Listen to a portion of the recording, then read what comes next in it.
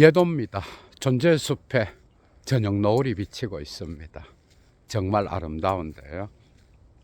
프리드리히 니체는 선악의 저편 156절에서 이런 말을 하죠. 괴물과 싸우려고 하는 자는 그 과정에서 괴물이 되지 않도록 조심해야 한다. 너가 이 괴물의 심년을 들여다본다면 그 심년 역시도 너를 들여다볼 것이기 때문이다. 의역하면 대략 이렇게 되는데요. 156절에는 아주 의미심장한 광기에 대한 언급을 하는데, 개인에게 광기를 찾아보기는 상당히 어렵다. 그러나 개인이 집단이 되고 민족이 되고 시대정신이 되고 무리가 될 때, 집단이 될 때 거기에는 언제나 광기가 있다. 오늘날 대한민국 상황에 그대로 적용되는 거죠. 그런 니체의 명언인데, 특히 예도가 붙인 문재인 귀족 패밀리에게 그대로 적용되는 니체의 명언이 아닐까 생각합니다. 특히 얼마 전에 유시민이가 평산책방에서 자본주의 개인 탁현민과 더불어, 그죠? 탁월하게 기획하죠, 그죠? 이자가 문재인을 저렇게 만들었을 수도 있는 거야. 탁현민과 더불어 유시민이가 이재명 대통령을 향하여 쏟아낸 정신분석학의 용어들, 그죠? 짐승, 야수, 권력력 등등, 이 모든 용어는 사실은 이 문재인 귀족 패밀리에게 있는 거예요. 예도가 얼마 전에 이런 강의를 했잖아, 그죠? 문재인 귀족 패밀리 점 찍고 낙광적 변태들이라는 제목을 붙였는데, 그 이유는 이미지를 연출하는 자들, 특히 연예인들이나 아니면 가수들, 모두 다 그렇지는 않죠, 그죠? 여기서 그 의미는 대중성이 강한 인물은 전부 다 여기에 속하는 거예요. 그래서 이미지로 치장하고 기획하고, 그리고 자기 자신에 대한 다큐를 스스로 찍고 책장사를 하고, 그죠? 그러면서 국민에게 이미지를 팔면서 공익을 위해서는 아무런 일을 하지 못하는 무능력한 자들, 이미지만 있고 그 안에는 껍데기로 덮인 빈 공백만 있는 그런 자들, 이런 자들을 역사적 예수는 뭐라 그래? 위선자들이라 그러잖아, 그죠? 해칠한 무덤과 같은 새끼들. 이런 자들에게는 오히려 리비도적 본능이 억압되어서, 그죠? 그 안에 짐승과 야수가 엄청 많이 왜곡되고 중첩되어서 서로 뒤엉켜 있겠죠, 그죠? 그러니까 적절하게 리비도적 본능을 승화시키고 창조적 의지로 활용하는 자들은 그 무의식적 심년 안에 괴물이 많지 않아요. 그런데 이런 위선적 인간들에게는 짐승과 야수, 괴물들이 아주 복수적으로 무리 본능을 이루어서 우글거리면서 그 내면에서 심년의 어두움을 형성하겠죠, 그죠? 그러니까 유시민이가 완전히 자기 자신이 속해 있는 문파 귀족 패밀리의 구성원들에게 적용시켜야 할 대표적 인물은 문재인과 조국이죠. 그죠? 무능력한 집단, 이미지를 파는 집단, 셀럽. 그래서 페이스북 이런 공적인 어떤 활동을 하는 걸 좋아하는데 정치적으로는 무능력한 이런 집단들은 언제나 이미지로 자기 자신을 덮고 가면을 수백 개를 쓰기 때문에 그 내면에는 짐승과 야수가 더 복수적으로 살아있다라는 거예요, 여러분. 재미있죠, 그죠? 지금부터 피에르 클로소프스키 두 번째 강의 이어나갑니다. 주제는 클로소프스키와 포스트 모더니즘인데요. 특히 클로소프스키의 니체, 엘르 셀클 비시유, 니체와 악순환이라는 작품에서 충동의 기호학을 갖고 여러분들을 아주 깊은 10년의 사유여행으로 초대하려고 합니다. 어디서도 들을 수 없는 예도만의 클라스로 풀어내는 강의, 그죠? 강의의 가치를 아시는 분은 사막의 철학을 위하여 예도TV 후원에 참여해 주시면 감사하겠습니다. 예도의 노동에 대한 대가로서 이건 역시 자발적 수업료겠죠, 그죠?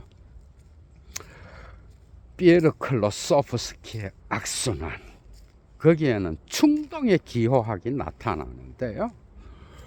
이것은 니체가 뇌연화증을 어릴 때부터 앓으면서 경험한 두통이 일어날 때 나타나는 뇌와 신체의 관계인 거야, 여러분. 여기에서 오늘날 포스트 모더니즘의 다양한 철학자들의 사유가 나타나는데, 특히 둘레즈의 안티오이디푸스, 청계의 거원, 그리고 리오타르의 리비도 경제, 에코노미 리비디날라고 하는 작품이죠, 그죠? 렁띠 에디페, 이런 작품들이 클로소프스키의 사유를 받아들여서 창조적으로 리비도 경제와 청계의 고원, 그리고 안티오이디푸스 등등의 작품을 창조하게 되는데, 그 기원에 무엇이 있을까 궁금하죠, 그죠? 그래서 클로소프스키는 포스트 모더니즘의 다리를 놓는 바따이, 그 다음에 블랑쇼 등등과 더불어서 여기에는 베르그손도 들어가죠, 그죠? 얼마나 중요한 인물인지 여러분들이 알 수 있을 거예요. 충동의 기호학. 니체는 철학자로서 산책을 하면서 사유를 하겠죠. 사유를 하고 집에 오면 작은 노트에다가 자기 자신의 사유를 옮겨 적는 그런 습관이 있었는데, 그런데 자주 두통이 몰려와서 읽고 쓰고 또 읽고 쓰고 하는 그 작업을, 그죠? 멈춰야 될 때가 많았던 거야. 그래서 페터 가스트라고 하는 친구가 대신 읽고 쓰기도 하고 그랬죠, 그죠? 이 과정에서 니체는 자기의 신체 내면에서 뇌와의 관계를 들여다볼 수 있는 그런 시간을 가졌던 거야, 여러분.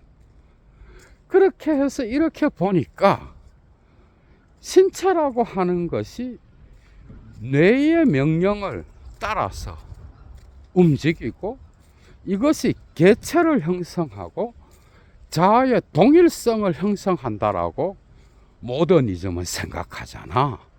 그 당시도 모더니즘 19세기 상황이잖아. 그죠? 그런데 니체가 보니까 이 세계의 우주적 존재자들의 힘의 의지의 운동과, 그죠? 신체를 통하여 나타나는 그 충동, 이것이 역으로 뇌의 어떤 운동을 중단시키기도 하고 뇌의 작용에 역으로 더 큰 영향을 미친다는 것을 보게 되는 거예요.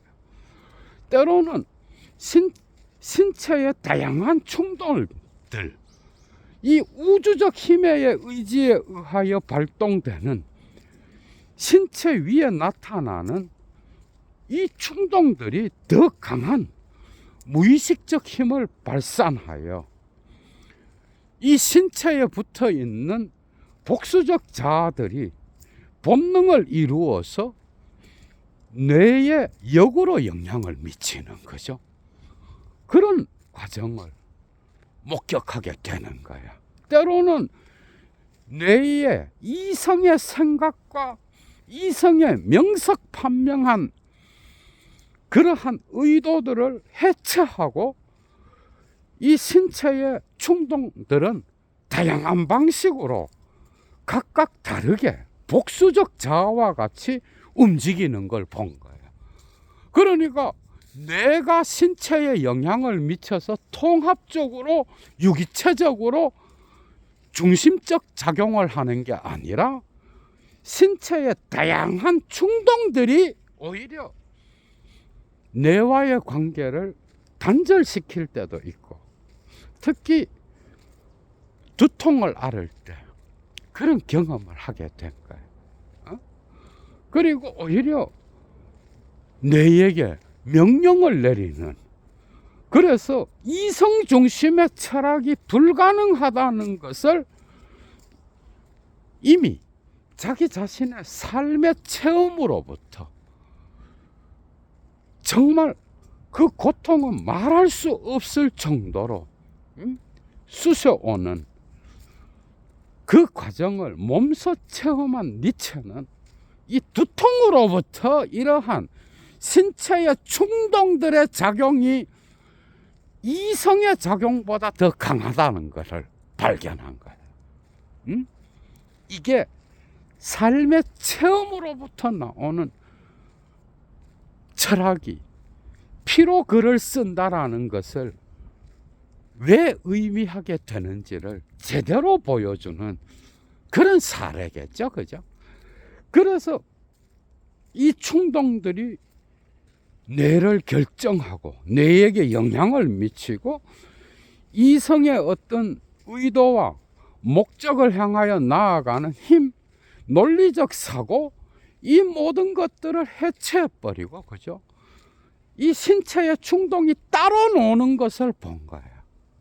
그래서 니체는 신체는 반드시 중추신경계인 뇌와 관계된 게 아니라 오히려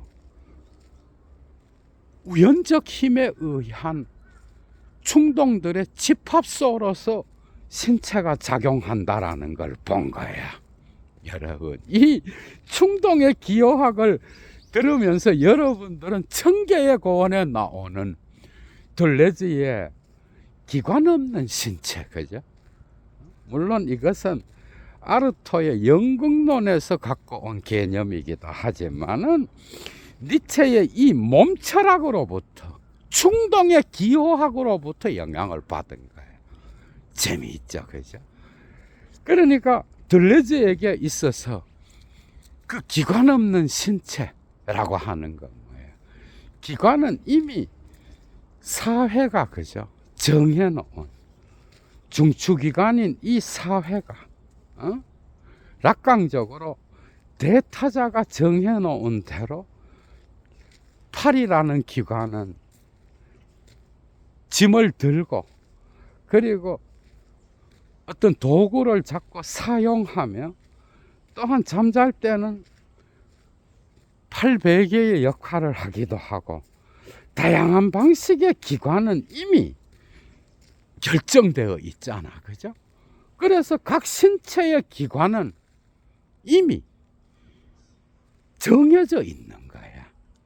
그런데 이런 기관이 특정 중심의 명령을 받아서 움직이는 그런 기존 질서의 어떤 다양한 사회체들의 이미 정해진 어떤 기능을 말하는 게 아니라 이것은 언제나 이미 새롭게 창조될 수 있는 그런 기관이라는 거예요. 정해진 기관이 아니라. 그래서 기관 없는 신체인 거야. 동물 되기, 남자 되기, 여자 되기. 한 인간은 가정에서는 아빠와 엄마요, 그죠? 그리고 사회에 나가서는 어떤 직장의 직원이요, 사장이요, 아니면 회장이요, 노동자요, 뭐 등등. 이런 방식의 정해진 기관이 아니라 정해지지 않은 언제나 새롭게 창조될 수 있는 신체. 이것은 중추신경계와 연결된 유기체의 조직이 형성되기 이전의 신체. 그죠?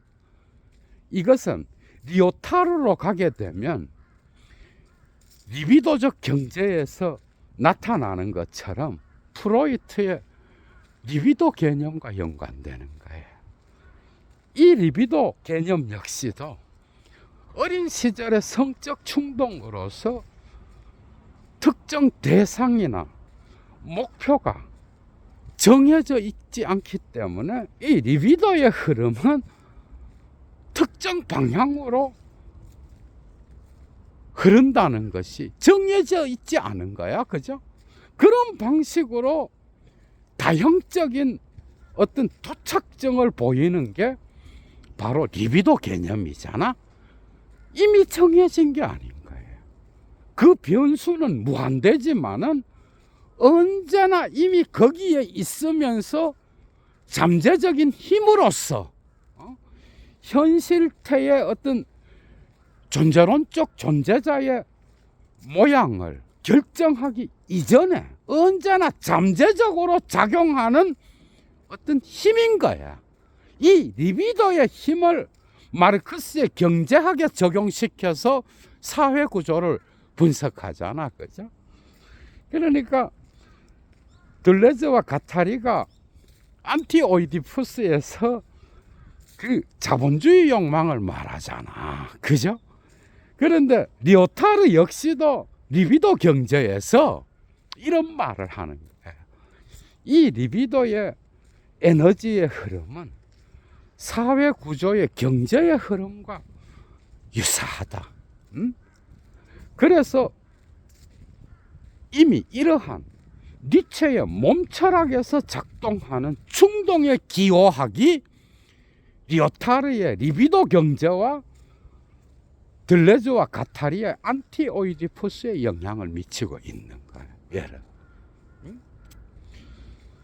청계의 고원에 기관 없는 신체 역시도 그렇잖아. 그죠?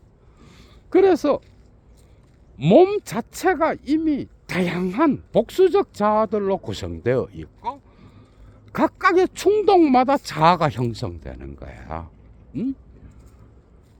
프루스트가 잃어버린 시간을 찾아서에서 말하는 것처럼 꿈꾸는 자는 매번 꿈꿀 때마다 자기의 방을 갖는 거예요. 그 무의식의 방은 각각 다른 색깔을 갖고 있으며 복수적인 특성을 갖죠. 그죠? 동일한 거예요.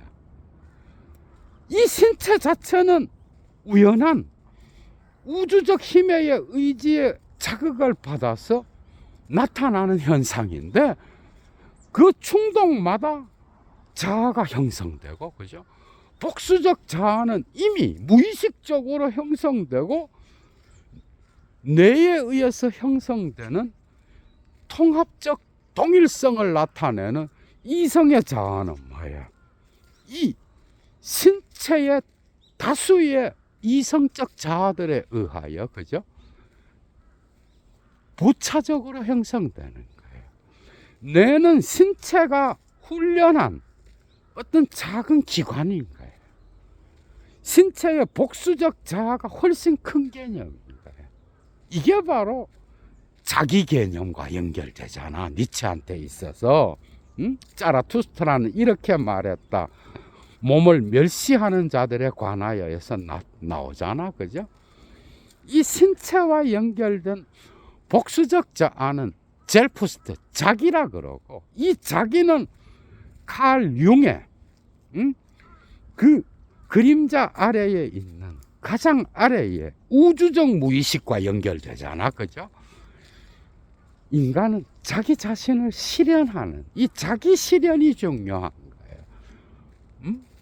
이 그림자를 소화하고 극복하면서 자기를 실현해 나가는 이 융적인 개념 역시도 여기서 나오는 거야, 여러분.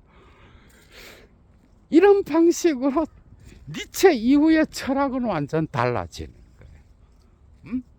그래서 정신이 신체를 결정하는 게 아니라 신체의 충동들의 무의식적 힘이 자기로서 이성적 자아인 이희를 통제하는 거야, 여러분.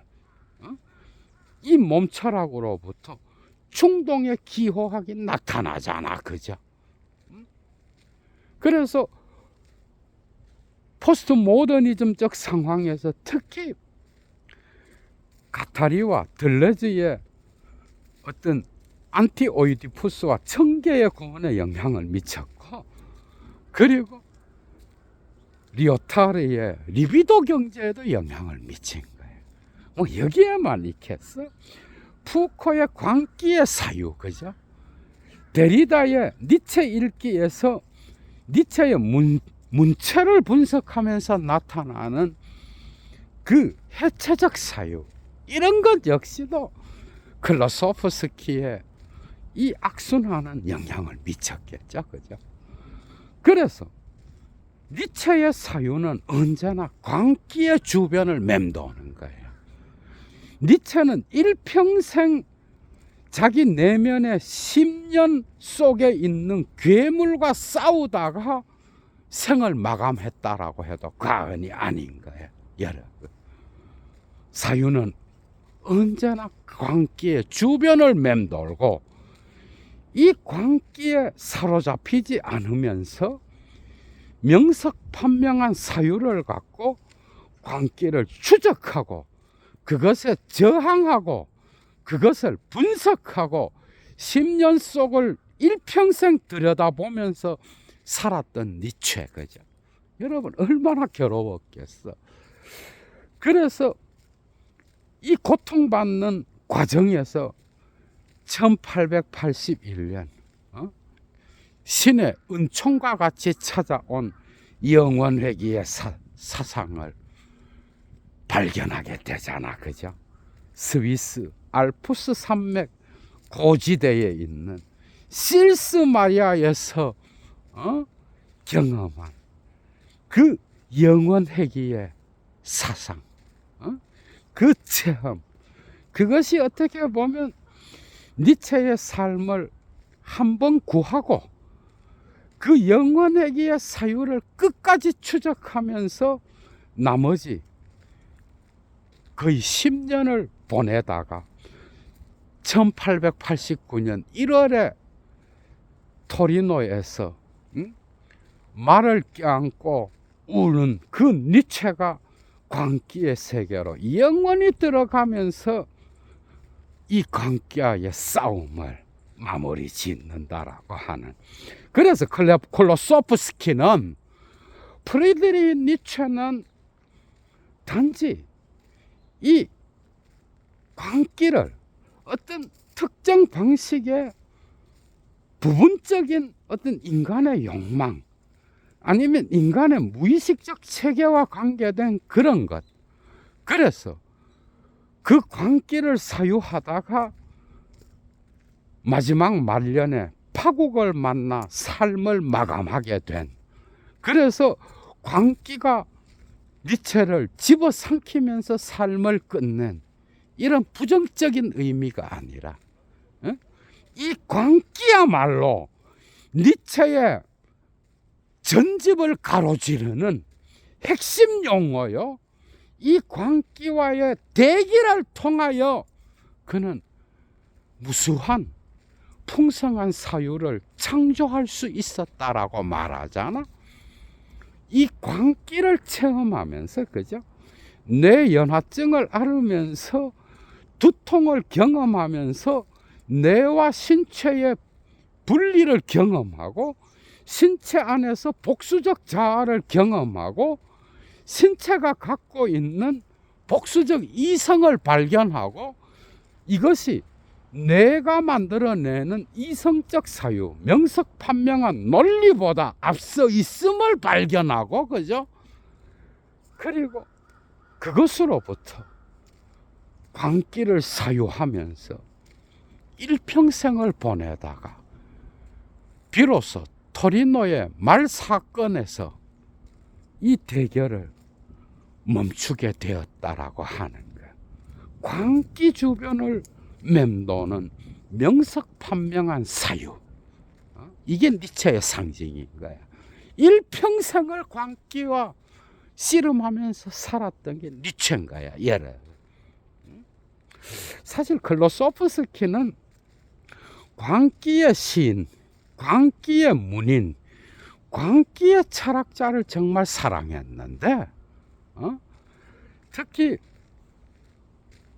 폴란드 출신의 부모님을 둔, 그래서 이 부모님들은 독일에서 또 교육을 받잖아, 그죠?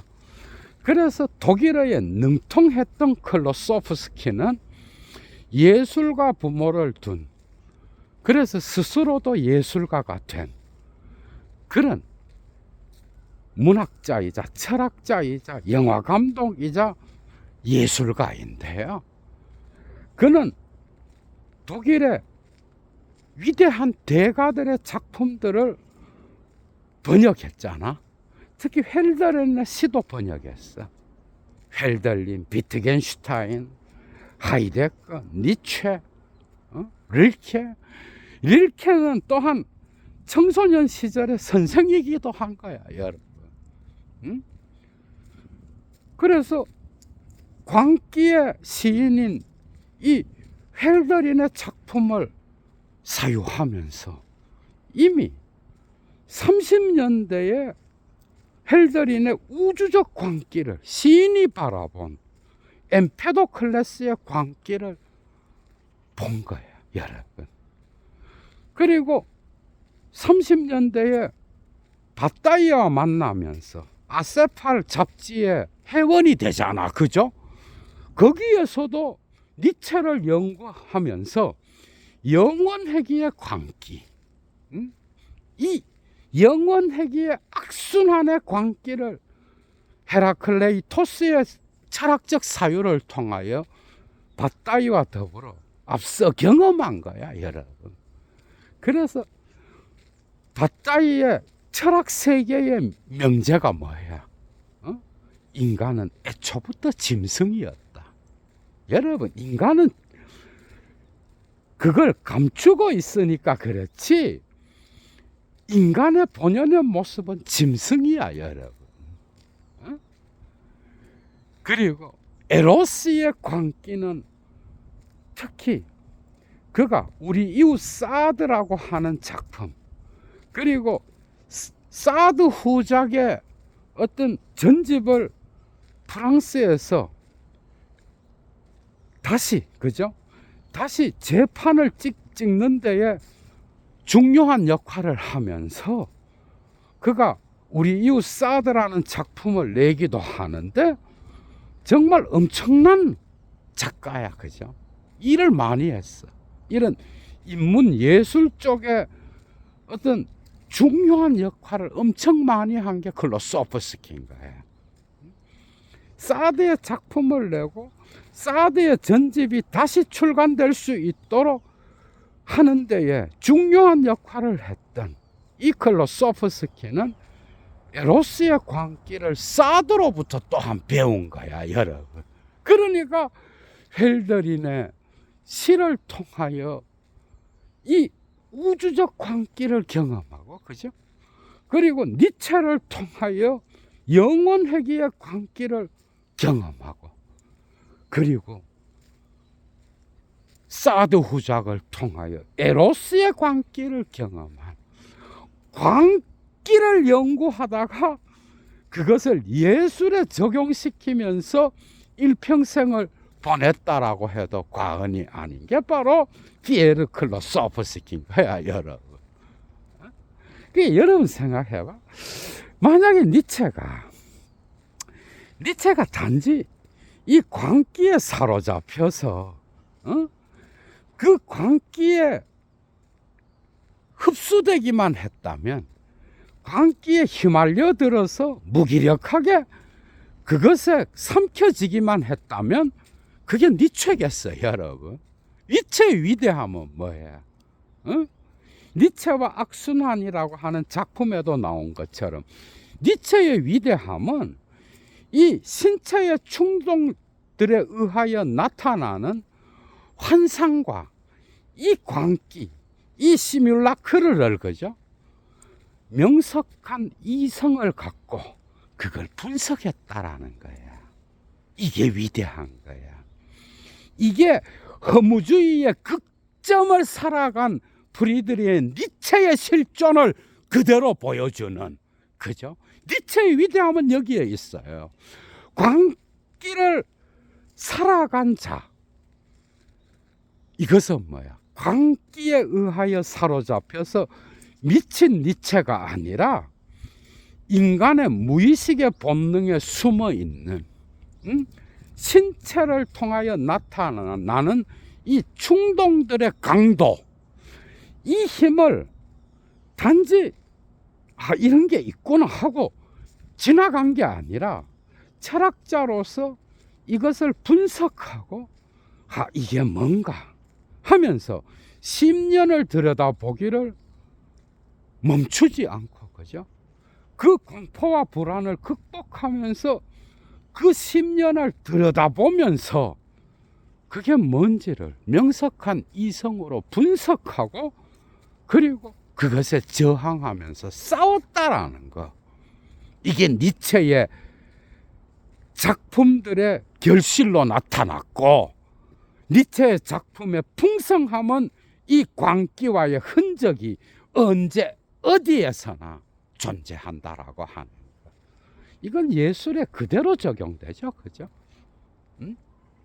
시인이나 소설가나 아니면 조각가나 화가나 누구든 이 세계 안에서 세계 내 존재로서 예술 작품을 창조하려고 할 때, 그죠? 이 광기의 흐름을 직접 체험하지 않는 자들은 거의 없는 거예요. 그래서 니체의 위대함은 광기와의 대결이요, 명석판명한 그 이성으로서 이걸 추적했다라고 하는 거. 그래서 클로소프스키는 악순환에서 그러잖아, 그죠? 이 광기, 이 혼란, 이 카오스, 이 10년, 이 존재의 균열, 이 존재의 틈새는, 그죠? 결코 단지 왔다가 사라지는 그런 게 아니라 이것은 명석판명한 사유와 뗄 수 없이 연결되어 있다 그랬잖아. 특히 니체의 사유에는 이게 뒤섞여 있는 거예요. 이 카오스를 보고 놀란 니체는 이것을 분석하고, 그죠? 이것을 분석한 이후에 비교하고, 또한 자기가 살아가는 세계 안에서 이것이 어떤 역할을 하는지 보니까 지금까지 있어 왔던 그 당시 부르주아의 문화와 도덕은 완전 데카당스하게 보이는 거야. 왜? 이걸 감추고도 말하지 않으니까. 어? 여러분. 그러니까 이 힘의 의지를 통하여 나타나는, 그죠? 그 신체의 충동들의 어떤 강도는 인간의 이성을 마비시킬 정도로 강력한 힘을 가지는 거예요. 그러니까 프로이트와 락강 이전에 이미 인간은 무의식 안에 타자가 있음을 발견한 거예요. 무의식 속에, 심년 속에 괴물을 발견한 거예요. 여러분, 자아가 무의식을 통제하는 게 아니라 무의식이 자아를 이끌어 간다라고 하는 그 진리를 프로이트와 락강 이전에 이미 그의 작품 전집 곳곳에서, 그죠, 증명하고 있잖아. 예도가 이미 니체 1차 자료 강의들을 곳곳에서 해놨어, 그죠? 거기에서도 이미 정신분석학과 관련돼서 얼마나 많은 니체의 명언들을 해석해 왔어, 여러분. 독일어로 직접 의역하고, 그리고 직역하면서 왔다 갔다 하면서, 그죠? 상당히 많이 해놨죠, 그죠? 그러니까 계속 이어나가야 되겠지만 니체 팬들도 너무 많아서 지금도 니체 1차 자료 강의는 언제 이어나가나요? 이런 댓글들이 또 심심치 않게 달리는 거야. 그러니까 니체에게 있어서 그 위대함을, 이 광기에 휘말려서 그냥 뭐 이렇게 살다가 체험했다, 이게 아니라 이게 뭔지를 분석하고, 그리고 이 힘에 저항하면서 이것과 대결하다가 일평생을 산 거야. 토리노에서의 말을 끌어안고 울면서 광기의 세계로 들어간 니체는 이 대결을, 그죠, 멈췄다라는 그런 의미로 해석할 수 있겠죠, 그죠? 이러한 충동의 기호학은 이제 영혼회귀와 연결되어야 되는데, 여러분, 영혼회귀는 예도가 이미 단편강좌에서도 여러 번에 걸쳐서 말한 것처럼 시간성을 제대로 알아야 합니다.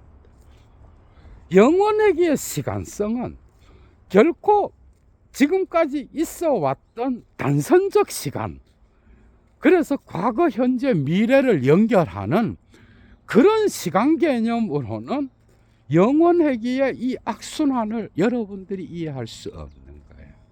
르세흐클 비시유라고 하는 이 악순환의 개념은 이 단선적 시간, 이미 지나간 시간은 이 단선적인 과정 안에서는 뭐야, 결코 다시 되돌아오지 않는 거잖아. 이건 뭐야, 비가역적 시간인 거야. 그러나 이것이 영혼회귀의 체험으로 들어가게 될 때 이 시간은 가역적 시간으로 변하는 거예요. 의지도 지금까지 있어 왔던 그 의지는 뭐예요, 영혼회귀의 체험 속으로 들어가지 않을 때는 그 의지는 단지 이 우주적 힘의 의지에 종속된 그런 의지겠죠, 그죠? 그러나 영혼회귀의 시간과 만나면서 지금 여기에 서 있는 아우겐블릭, 그 순간은 처음과 끝이 연결되는 영원한 현재의 지점이라고 하는 것. 이 시간성을 여러분들이 이해하지 못한다면 영혼회귀의 악순환은 결코 이해할 수 없는 거예요. 어떻게 과거에 환원될 수 없는 이미 지나간 시간이 다시 되돌아와서 반복될 수 있겠는가? 그것은 우주적 영혼회귀의 힘의 의지를 이해해야 되는 거예요. 니체는 이걸 일평생 동안 81년 늦여름부터 89년 1월, 그죠? 광기의 세계로 들어갈 때까지 이걸 사유하다가 세상을 떠나게 되는 거예요, 여러분. 그러니까 그 시간은 뭐예요? 직선적 시간 개념으로는 이해될 수 없는 영원회기의 시간은 지금 여기에 그 순간으로 체험되는 거야. 그 아우겐 불릭은 한쪽 길은 영원한 과거와 연결돼 있고 한쪽 길은 영원한 미래와 관계돼 있는 거야. 연결돼 있는 거야. 이 순간은 처음과 끝이 연결된 시간. 그죠? 그래서 언제나 이미 내가 지금까지 걸어왔던 그 모든 복수적 자아들을 다시 재현하는 것도 있지만은, 그죠? 그래서 니체는 카이사르도 되고 디오니소스도 되고 십자가에 달린 자도 되잖아. 마지막 노트에 힘의 의지에 보면은, 그죠? 곳곳에서 서술하잖아요. 그러면서 이미 선재했던, 이미 있었던 그 복수적 자아를 영원회기의 시간 안에서 내가 다시 창조하는 거예요. 그죠? 이것은 단순히 언제나 이미 앞서 있었던, 선재했던 시간을 반복하는 거일 수도 있지만, 이 길은 또 미래로 나 있는 거예요. 이 순간은 뭐예요? 새롭게 창조되는 의지인 거예요. 처음과 끝이 연결되면서 영원한 현재와 만나는 지점, 그죠? 과거와 미래가 한순간으로 압축되는 그 시간성, 그건 언제나 이미 있어 왔던 종속된 의지가 아니라 이 순간은 언제나 새로운 타자로 창조되는 그런 시간인 거예요. 그래서 이 우주의 영원회기의 순환이 선순환이라면 이 생성의 뭐야? 생성의 나의 존재를 각인하는 자라투스트라의 초인이 자기를 극복하면서 여기를 파괴하고 건너가면서 다시 창조하는 그 인간, 창조의 의지가 발현되는 그 시간이 바로 영원회기의 악순환인 거예요. 그러니까 뭐예요? 영원회기의 시간은 이 직선적 시간, 단선적 시간에 의하여 비가역적 시간으로 과거가 해석된 이것을, 그죠? 다시 창조적 의지로 불러와서 지금 여기에 미래의 영혼과 잇대어놓는 그런 시간인 거야, 여러분. 정말 많이 떨리죠, 그죠? 그러니까 뭐예요? 매번 파괴하면서 다시 창조하는 이 창조의 시간이 바로 어떻게 보면 생성하는 이 우주적 힘의 의지에 자기를 극복하면서 나의 존재를 각인하는 그런 시간인 거예요. 목적도 없고 방향도 없고 의미도 없다라고 한다면 그냥 그렇게 돌아가는 것이 이 우주의 영원회기의 악순환이라고 한다면 이건 역시도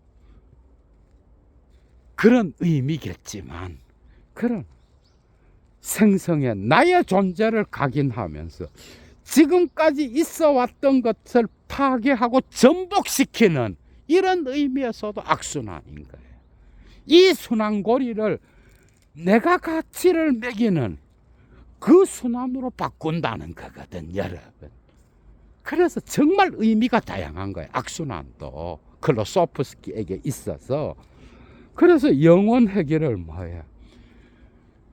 혁명적 전복의 시간으로 바꿔버리는 거야. 클로소프스키가 여기서 미셀 푸코와 둘레즈, 그리고 리오타르 등등이 배웠겠죠, 그죠? 이 전복적 시간, 이 균열과 혼돈이 지금까지 있어 왔던 그 질서를 뭐야? 뒤집어 엎는 그런 시간인 거예요. 어떻게 보면 하이데거가 형이상학이란 무엇인가에서 이 존재와 무의 어떤 변증법을 말하잖아, 그죠? 그런데 그 존재는 사실은 무가 없이는 사유될 수 없는 거야. 여러분, 어떻게 보면 무가 더 큰 개념이야. 프로이트와 락강 이전에 쇼펜하우어와 니체가 발견한 것처럼 무의식의 충동이 의식보다 큰 개념이야, 여러분. 그러니까 존재는 언제나 이미 그 존재의 부재를 전제하지 않으면 사유되지 않아요. 이걸 니체가 하이데거에게 가르쳐 준 거야. 그래서 니체가 자기 자신의 철학적 사유 안에서 지금까지 있어 왔던 그 서구 형이 상학을 비판했잖아. 그죠? 그것은 이 존재의 바깥에서 존재를 해체하면서 들어오는 부재와 무의 사유, 그것에 의하여 서구 형이 상학을 해체한 거야, 여러분. 이걸 존재와 시간에서 하이데거는 이 존재 개념을 지금까지, 그죠? 파르메니데스, 플라톤, 아리스토텔레스가 사유했던 방식과 다른 방식으로 사유하면서 이 존재 개념을 구출하는 거야. 그 배후에는 헤라클레이토스가 있겠죠, 그죠? 그러니까 니체와 하이데거 배후에 있는 이 헤라클레이토스는 이 존재는 파괴가 없이는 생성 변화하지 않는다 그러잖아. 파괴가 정말 중요한 거야. 클로소프스키의 악순환에서도 그래. 이 순환하는 영원회기에 파괴를 통하여 다시 창조하는 이 의지는 영원한 과거와 영원한 미래를 잇대어 놓는 순간의 시간성, 그죠? 그것과 결합되면서 의지는 지금까지 시간성에 기속되었던 의지가 풀려나서, 그죠? 이제 창조의 의지가 되는 거예요. 초인은 바로 자기를 극복하면서 지금까지 있어 왔던 나의 세계를 파괴하는 장거예요. 파괴하면서 다시 창조하는 장거예요, 여러분. 응? 이게 니체인 거예요. 파괴가 정말 중요한 거예요. 응? 파괴를 통하여 다시 창조하는 힘, 여러분. 그래서 니체의 사유 안에서 그 신체와 뇌가 단절되어 있다는 경험을 주는 그 두통, 거죠. 그 고통 안에서 니체는 해방의 어떤 자아를 또한 발견하는 거예요. 광기와의 싸움, 그죠? 그 복수적 자아들과의 어떤 그 투쟁을 보면서, 그죠? 그 뇌와 연결된 다양한 신체의 기관들은 뭐야? 자아 동일성에 묶여 있잖아. 이 모더니즘을 자기 고통을 명상하면서 포스트 모더니즘이 탄생하는 지점이었던 거야. 이것은 정말 여러분 많은 것들이 사유되면서 들어오죠, 그죠? 포스트 모더니즘은 니체가 자기 자신의 두통을 사유하면서 나왔다라고 해도 과언이 아닙니다. 이 자아 동일성은 뭐예요? 다양한 기관들을 통제해. 다리를 통제하고, 걸을 때 먼 짐을 들 땐 팔을 통제하고, 그리고 춤출 때는 몸을 통제하겠죠, 그죠? 이런 중추신경계에 의한 자아 동일성이 아니라 이 뇌로부터 풀려난 신체의 충동들이 무의식적 자기를 형성한다라고 보면서 이제 이 복수적 자아는 매 순간 다른 나로 태어날 수 있는, 나는 언제나 타자인 거예요. 그 위대한 시인 랭보가 새벽 3시에 일어나서 경험한 것처럼 새로 태어난 나는 언제나 타자인 거야. 나는 새벽마다 다시 태어나는 난 거야, 여러분. 맞죠, 그죠? 그러니까 이러한 미리 정해진 자동일성이 아니라 뇌와 신체가 단절되어 있다면 신체에 붙어 있는 복수적 자아는 언제나 새롭게 다시 창조될 수 있는 난가예요. 이게 그 유명한 둘레즈의 청개의 고원에서의 르트브니흐, 나되기, 동물되기, 여자되기, 새되기, 종이되기, 사물되기. 이 되기는 시인의 사유의 핵심이잖아, 여러분. 그죠? 나는 언제나 타자인 거예요. 자동일성은 존재하지 않는 거야, 여러분. 여기에 서부터 포스트 모더니즘이 탄생하는 지점인 거예요. 영원회귀의 악순환은 뭐야? 그래서 처음과 끝을 잇대어 놓는 그 순간에 창조적 의지에 의하여 파괴와 새로운 것의 창조가 함께 나타나는 그 순간, 그죠? 그래서 악순환은 창조의 의지인 거예요.